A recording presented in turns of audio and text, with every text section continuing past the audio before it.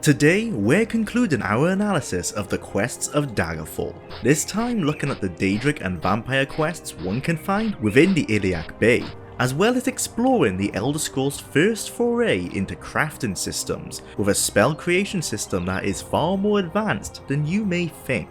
This is the 4th episode of my Daggerfall analysis series, and you can find a link in the description or a card on the screen to watch the other parts. If you're interested in the guild quests of Daggerfall, you can learn all about those in the previous video. Before we take a look at the Daedra, there is first another type of quest not covered in that video, those being the random quests. When you ask around for work in town, you'll eventually be pointed to an NPC that offers you one of these quests. Upon completing or failing these quests, you gain or lose reputation with the faction to which the quest giver belongs. This could be, for example, the merchant faction, which, while not joinable directly, does affect the prices you are offered. A low reputation with merchants will lead to more expensive purchases, similar for inns and the like. Random quests aren't as interesting as guild quests in my opinion, and generally lack the same writing and window dressing that give the guild quests their personality. Daedric princes and their lore are a constant fan favourite, and they found their first introduction here. While the artifacts that many associated with them have been around since the first installation, it is in Daggerfall where a unique quest was given by these godlike figures to go retrieve them. Daedric princes are not easy to summon, however, being fickle beings that prefer to spend their time in the realms of Oblivion rather than Tamriel. They can be summoned by the masters of the Daedric arts, who can be found in the Mages Guild, Dark Brotherhood, and oddly, in temples. A bit of a lore oversight when looking at the game from the lens of the later games and their more developed lore.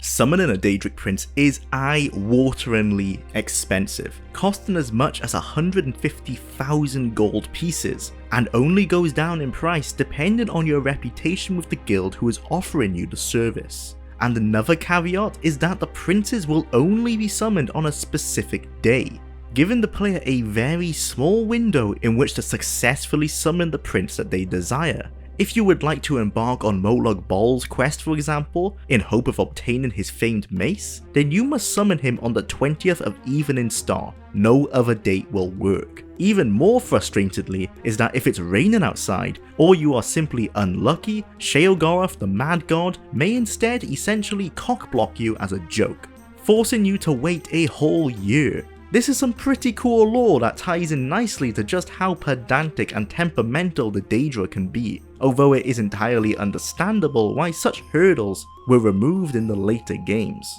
If you're wondering how the hell people back in 1996 even knew how to do this, the summoning days were hinted at in the in-game book Invocation of Azura. But as many people tend to ignore these books, it's not surprising that Daedric quests fell under many people's radar. Fortunately, there is one other way to summon them that won't require the player to grind their way up to high ranks in those factions. These are the Witches of the Iliac Bay. Witches' covens in Daggerfall remain a mystery to many players, even after all this time. They are rarely mentioned in-game, and their locations are not posted on the map, instead being some of the few locations that can only be travelled to manually the first time, with no fast travel options. Although the option to travel there does appear after discovering them. Finding a coven can be difficult, but there are directions accessible on the UESP and other online guides. There are 14 witches' covens in the Iliac Bay, and all of their major gathering places can be found in the wilderness. Summoning Daedra in a witches' coven is slightly different from summoning in a temple or the Mages Guild.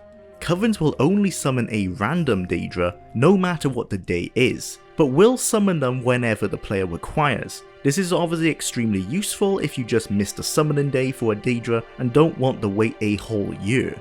Unlike at guilds, however, a failed summoning will result in waves of Daedric foes coming after you. And yeah, if you're unlucky, the summoning can just straight up fail. It's unforgiving, but hey, the Daedra don't quite like being ripped from their comfy Oblivion homes into Tamriel, so can you blame them?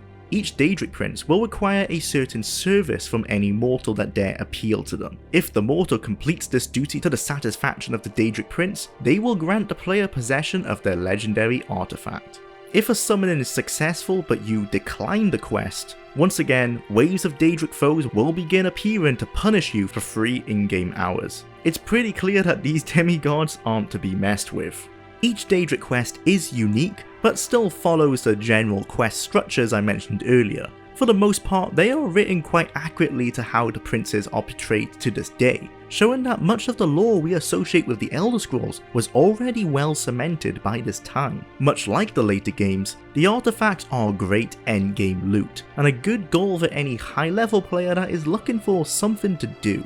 As mentioned in episode 2, Daggerfall allows the player to be infected by and to become a vampire and a werebeast. And while werebeasts do have some quests, namely the Hirsine Daedric quest and the quest for a cure, it is the vampire form that comes out on top here. If you've played Morrowind, you may be aware of vampire clans, and just how unfortunately underdeveloped and forgotten they felt. Daggerfall is much the same, sad to say. Much like that sequel, the ideas behind them sound great. In Daggerfall there are multiple vampire bloodlines all around the game world, and depending on where you were infected will depend on which one you belong to. Each bloodline comes with unique buffs and debuffs, adding some variety for the player who craves some blood-sucking action.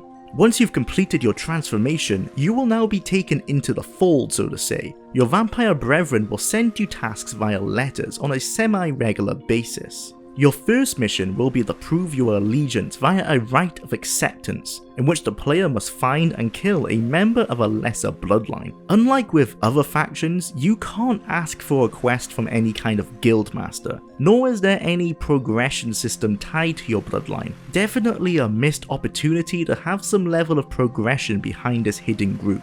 Vampire quests are fairly underdeveloped compared to other guilds, with there being far less of them to choose from. But much like the Mage's Guild quests, the writing behind them is pretty good, giving the player decent motivations as to why they are doing what they are doing. Curing your vampirism, like every vampire quest, also comes in the form of a letter. The only way to beat your eternal disease is to find your bloodfather, the vampire who infected you, and then kill them. Killing your bloodfather will severely damage your reputation with your previous vampire bloodline, but this is a small price to pay for being rid of vampirism once and for all. And that covers every quest offering faction in Daggerfall. If anyone has the gall to say Daggerfall is empty, just send them this video, because this game is filled to the brim with quests. Sure, they aren't epic or overly scripted, but they give the player a ton of content to complete. For 1996, the amount to do is simply mind-boggling. A cornerstone of modern Elder Scrolls is its crafting systems, but did you know that these were first finding their feet in Daggerfall? While the player is not able to craft completely unaided, they can utilize the aid of experts within the Mage's Guild, Temples, and the Dark Brotherhood. There are 3 methods of crafting, and we'll start with the Spellmaker, which is honestly one of the most in-depth magic crafting systems I have ever seen. Even more so than the system so many, including myself, fawn over in Morrowind. The Spellmaker is a powerful tool, and is the first benefit you gain when joining the Mage's Guild. Using the Spellmaker, you can create custom spells with up to 3 effects. Depending on which spell effects are selected, many parameters of these custom spells can be adjusted to a shockingly large degree, allowing one to create powerful magic that can cause great harm, apply debilitating debuffs, or apply abilities onto the player, including levitation, teleportation, and water breathing, to name just a few. The player can make spells far more powerful than what can be conventionally purchased, as long as you have the magical prowess to cast them. To customize your creations further, different icons in various colours can also be chosen for each spell to appear on the heads-up display while they're active. While these are unimportant for instantaneous spells, they can be useful to colour code icons for various types of spells with lasting durations. Next, we have the Potion Maker, a special service that can be found at most temples and within the Dark Brotherhood. Unlike spellcrafting, this is an entirely free service for members of the appropriate rank. A potion can be made in one of 2 ways, either by mixing the ingredients that you have discovered on your travels, via looting dead enemies or finding treasure piles in dungeons, or simply by buying them from the appropriate vendors. This method involves a level of trial and error as you discover which ingredients do what when combined. The next way, and by far the easiest, is to use a recipe. Again, these are discovered via loot or in stores. As long as you have the ingredients, a recipe will automatically combine them for you, creating the potion of your desire. Potions are of course very powerful items, allowing one to cast all sorts of magical effects on themselves without having to expend any magicka, which can be essential for characters that have not spec'd into a magical based build. Sadly, it is only possible to create single effect potions. No potions with combined effects can be created, nor can any created potions be sold to any vendor, meaning that this isn't an easy exploit to make money, but it is free, so that's still a huge plus. Finally, there is enchanting, which is the hardest to access, requiring the player to be the 5th rank in either the Mage's Guild or the Temple of Jwlar to gain access to the item maker. Enchanting is fairly simple. You choose an item you wish to enchant, add the appropriate effect, and pay the fee. You can choose up to a total of 10 advantages or disadvantages to apply to your weapon, armor, clothing, or any other mundane item, such as a gem or even holy candles. Although, the more effects you add, the more painful the price becomes. Unlike in later games, not all enchantments require a soul. Instead, that in itself is a unique style of enchantment, far more powerful than the basic ones the mages can create. A soul-bound enchantment causes the enchanted item to be bound to a non-human creature's soul. The more powerful the creature, the more powerful the enchanted item may be. Moreover, certain creatures' souls apply additional advantages and disadvantages to items enchanted with them. For example, an item enchanted using a Daedra Lord's soul makes the enchantment deadly potent against any Daedra that you're fighting. But in return, it causes the player to take damage in holy places if the item is equipped. Not to mention that making such a powerful enchantment will cost 80,000 gold pieces. Another unique aspect of these soul-bound enchantments is that if the enchanted item breaks, the creature's soul is released, causing the creature to be reborn and begin attacking you. You can imagine how terrifying that can be if you're using an extremely potent soul like a vampire ancient's. Crafting in Daggerfall may not be as hands-on as in the later games, but it still fills its role pretty well, giving a creative outlet for players to create some nutty overpowered spells and items, as long as you have the reputation and gold to do so of course. As with Daedric artifacts, this helps give some needed endgame content and goals for the player to pursue. And that concludes episode 4. Again, a shorter one, concluding what should have been included in the last one. But in the next video, we'll be taking a look at the best part of this game, and that is its story. A story that is far better written than it had any right to be. I would even argue that it is one of the most interesting stories told in the Elder Scrolls so far. We will be analysing the main quest, including all of its branching paths, and exploring some of the lore associated with its epic tale of political intrigue as the main powers of the Iliac Bay scrambled to control Tiber Septon's legendary weapon of mass destruction. Subscribe to know exactly when that new video is uploaded.